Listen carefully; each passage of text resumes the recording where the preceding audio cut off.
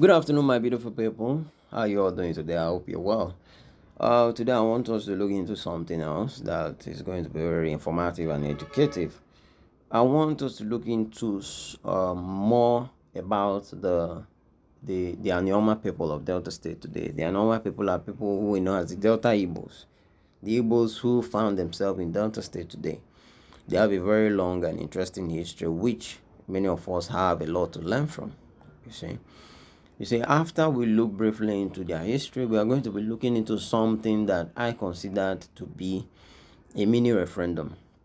What do I mean by a mini referendum? There was a group on the internet, for a group by the Eka people. Eka are one of the Igbo groups in Delta State. There are three main Igbo groups in Delta State. They are the Eka people, the Okwani people, and the Enuani people. These are the three main groups. Now, the Eka people who found themselves closer to Benin, that's Edo State, um, there was something that came up on their group, and somebody came out and said that the Eka people will never be part of any Biafran arrangement in the future. And under a few minutes, that post went viral because a lot of the Eka people started to come out and share their opinion on that subject, and that post as of now may have gathered up to about 1,000 comments, and so I felt that this is actually a kind of mini referendum on how they feel about the Biafran agitation, and I'll be sharing screenshots. I'll be sharing their opinion so you see their state of mind on the subject, and you start to understand some things, and probably whether you support or not, you understand how things are going. So we are going to be sharing that responses from that post later. That happened 2 years ago. It's up to 2 years now. So we are going to be sharing responses from that post. But first of all, we'll go briefly into the history of Delta Igbo, especially as a political entity. Now, when the colonial masters were trying to set up the colonial government in the Delta Igbo areas, they met a lot of opposition. They met opposition across Igbo land. But you see, the one in the Delta Igbo areas was very peculiar. They fought colonialism tooth and nail. They refused to be ruled by the colonial masters. They totally refused it, just as it was every other Igbo place. But their own took another turn because now the people, the Delta Igbos came together, and today you hear about something like Ekumeku. They say Ekumeku or Ekumeku movement. That movement was actually Ekuneku. Ekuneku, do not speak. It was a movement that was formed, to tackle, or mostly or majorly to tackle the colonial masters who were trying to form colonial government over there. And this Ekuneku movement, it really dealt with the British. I must tell you the truth. The British suffered a lot of losses. I must tell you that it wasn't a conventional face-to-face conflict. It was attritional. What that means is that it was, localized to many communities. This community tackling the British, the next community, they were just doing it like that. It wasn't face to face per se, because there was no way they could face the British head on as of then. So they just formed a movement, a kind of attritional movement against the British colonial masters, and that was how that movement was formed. And they fought the British for about 2 to 3 years, 2 to 3 decades. Sorry, 2 to 3 decades. That's 20 to 30 years. And so some people say it was because of that movement against the British that made the British, when they finally established the colonial government, they took the Delta Igbos and put them under the leadership of the Yorubas in the western region. I don't know how somebody will come out and make that kind of arrangement. Took Igbo people and put them under the leadership of Yoruba people in the western region once they were able to set up their colonial government. And that is where the Delta Igbos continued to be put under until Nigeria gained independence.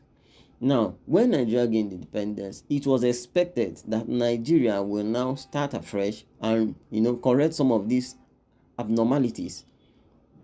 But unfortunately, the Nigerian setup or the Nigerian government continued that wrong structure. They left the Delta Igbo people under the leadership of the Yoruba people. And the Delta Igbo people continue to push. They continue to push. They say, we cannot be under Yoruba government when the rest of the Igbos are part of the eastern region. the Delta Igbos requested severally to join the Eastern region. They severally requested that, but that request was not granted. For one reason or the other, that request was not granted. But when the tension became much, they joined up with the Benin peoples. They joined up with the Benin, and then what was called the Midwest region was created out of the Western region. The Midwest. Now that Midwest was now for the Delta Igbos and the Benin people. You know, a separate region from the West. But they did not go all the way. That is, the government of the day did not go all the way to add them to the Eastern region. They just created a Midwest. Now, why did they create this Midwest? They created the Midwest because the Benin people refused to stand alone as a separate state in the Nigerian arrangement. They refused to stand alone. When the request was given to the Western government that Benin and the Delta Igbos should be cut out from the Western region, the Western government, the leaders of the Western region told them, we are going to cut you people out, but what we are going to do is that we will cut Benin. Benin will be on its own as a state of its own, ruling itself. And then the Igbos of Delta, Benin as of them was Benin you know today, the Yoruba people, the Isoko and all of them together in one state, will be together in one state. And then the Igbo people of the Deltas, that is the Delta Igbos, will now be joined to the Eastern region. That was what the Western government said they were going to do. But I must tell you something. The Benin people refused. They refused the arrangement. They said, we want to be independent, but we don't want to be independent and be a state of our own. No. We want to be independent and have what you call the Asaba district and the Abo district. We want to have these two places under our state. We want to have it as part of our state or part of our structure or part of our region. So they refuse to stand alone as a state of their own. I'm telling you about the Benin, the Yoruba, the Isoko people, the Shekiri people, and other smaller tribes there. They refuse to be a state of their own. They said, if you must grant us autonomy from the Western region, you must give us Asaba and Abo. It was Asaba and Abo, the two districts. You must give it to us as part of our state, because those are the states that are very economically viable. Sorry, those are the districts that are very economically viable. We must have these two places as part of our state before we agree. And that was how the Delta Igbos agreed to join Benin into what you now call the Midwest. I'm just telling you this issue so you will know how the Delta Igbos ended up with the Benin people in one region called the Midwest. And I'm telling you for you to know that some of these minorities are very funny. They gave them their independence. The Western region gave them their independence. They say, okay, go, become a state of your own. Allow the Delta Igbos join the Eastern region because they've been requesting even since the colonial era. But the Benin people said, no, you must join the Delta Igbos to our state, unless we will not agree to be independent. You know, it's a very, very funny request to make. And at the end of the day, that was what happened. And so, the Delta Igbos followed the Benins and formed the Midwest. Now, I'm just highlighting how the government, the Delta Igbos have been changing government from the Midwest region, from the Western region, they became the Midwest region. That was the opportunity for them to join the Eastern region, but it never happened. And so they became the Midwest. And so they've always been separate from the rest of the Igbo people. Politically, they've always been separate. It's very, very bad because it has harmed their identity to an extent. They've carried it on till today, which is bad. That is identity crisis. And so these are the things we are trying to correct. And so after the Midwest region, Edo State was now created and Delta State was now created. And the Delta State went along with the Delta Igbos, the Urobo, and the Isoko people. And then Benin went along with the Benin and the rest of them. You know, and so that is how it happened. The Delta Igbos have never been in a political arrangement, the same political arrangement as the rest of the Igbos, and it has contributed to some identity crisis, which is unfortunate, you see. But despite the fact that they have never been in the same region, when that question, Agbo will never be part of the Biafran agitation, a lot of Eka people, they refuse to accept that. And I will show you their opinions. Let's look into some of their opinions. Now, when he made that statement, the person who made this statement, this person you can see here, he made the statement under the guise that he is an Eka person. But it was later discovered that he's actually a Benin person that went to an Eka page and said that Eka will never be part of any Biafran arrangement. Then you begin to ask yourself, what is the Benin, or what are the Benin people so interested about in the Biafran agitation for them to go to an Eka group? You know, this was happening 2 years ago. For them to go to an Eka group and say the Eka will never be part of a Biafra agitation, what is their business? They are doing as if they are the new colonial masters of the Eka people. I don't know why they behave like that, and it's very bad. You see, but the Eka people tackle them. If you go through all the opinions on this place, if they are up to maybe 1,000 opinions, you will see that about 800 was in support of the Biafra agitation. Go to the group yourself and see it. It's not Kachi Amobi that said it. Go to the group and see it. There were some, of course, who refused. They said they don't want to be part of it. But the vast majority, 70 to 80% of them, said that they will be part of the arrangement. They are interested in it. That is to tell you that language, the unity language and culture brings, is stronger than whatever political divide or whatever political stunt the government may play. The unity of language and culture is greater than anything politics can bring. I'm telling you, politics can create that identity crisis for a while, but eventually those identity crises will go away. People want to be connected with their brothers. People are interested in connecting with their brothers. You can't stop them. Eventually, they will want to join with the rest of the Southeast and the rest of the Igbo people in whatever arrangement they find themselves. They've been requesting since the colonial era that they want to be part of the Eastern region. So that is to say that if whenever the Igbos, or if the Igbos are granted autonomy, they also will request to be part of that autonomy. They don't want to be left alone, separate.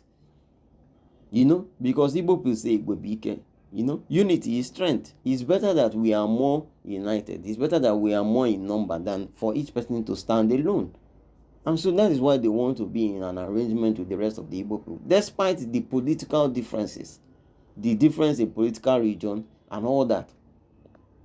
You see, so if you go through some of the comments here, you will see, you know, some comments that were made here. There are a lot of comments here which you might not be able to take, but the summary of the whole thing is that the majority, the far majority, more than 70 to 80% of them, they continuously and they maintain their stand that whenever the Igbo people are given autonomy, they will like to be in part of that arrangement, whether within Nigeria or outside the Nigerian setup. They will like to be part of that arrangement.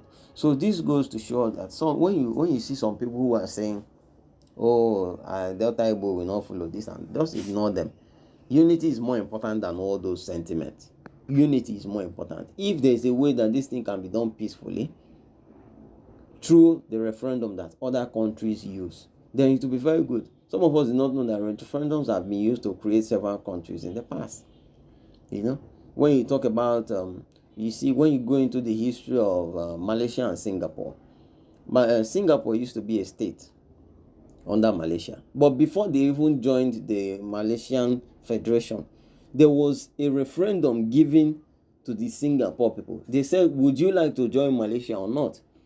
And the vast majority, they choose to join the Malaysian Federation, but with some autonomy given to them, and said they joined. But when the arrangement was no longer working, the Malaysian government came out and said, look, you Singapore people, you have to go. And so they expelled Singapore, one of the states of Malaysia. They expelled Singapore, and Singapore became an independent country. When you talk about the Southern Cameroons today, Southern Cameroons used to be part of Nigeria, but through a referendum, they left Nigeria and joined Cameroon. A referendum is a very, very simple process that you allow people to choose where they want to belong. But unfortunately, Nigeria does not do things in the modern way. The Nigerian system prefers the way of brutality. People who are protesting or people who are asking for referendum, they will send the military guys to go. That is a gross violation of human rights, But the world does not care anyway. The world does not care about that. So those expecting that maybe the United Nations will come out and speak about it, you're wasting your time. They won't say anything. They will not say anything. So Nigeria is a country that violates human rights. The police that is supposed to protect you, they will violate your rights. They will even and dispose of with your body. Yeah, no respect for human rights, no respect for the rule of law. You see, if there was respect for rule of law and the sanctity of human life, they will be able to hold referendums from time to time and ask people where they want to belong. I think there was a referendum for Scotland. What do you call the Brexit? To exit the Britain arrangement. I think there was a referendum for Scotland back then, and they choose to stay. The majority choose to stay. That's how things are done among sensible people. You don't use brutality against people. Just imagine if the rest of Britain used military people, Scottish people, for requesting to leave the Britain arrangement. You don't do that. But that is the case in the Nigerian setup. I don't know why they refuse to learn. Most of the way the Nigerian things are done is done in a very disorganized and barbaric way. You see. And so this is just a way of informing those of us who have been following what we are doing, for you to know what the Delta Igbos think about the Biafran agitation. I will still show more and more comments. I will scroll through the comments and show you so you can see, and you get informed. All right. Thank you very much for listening.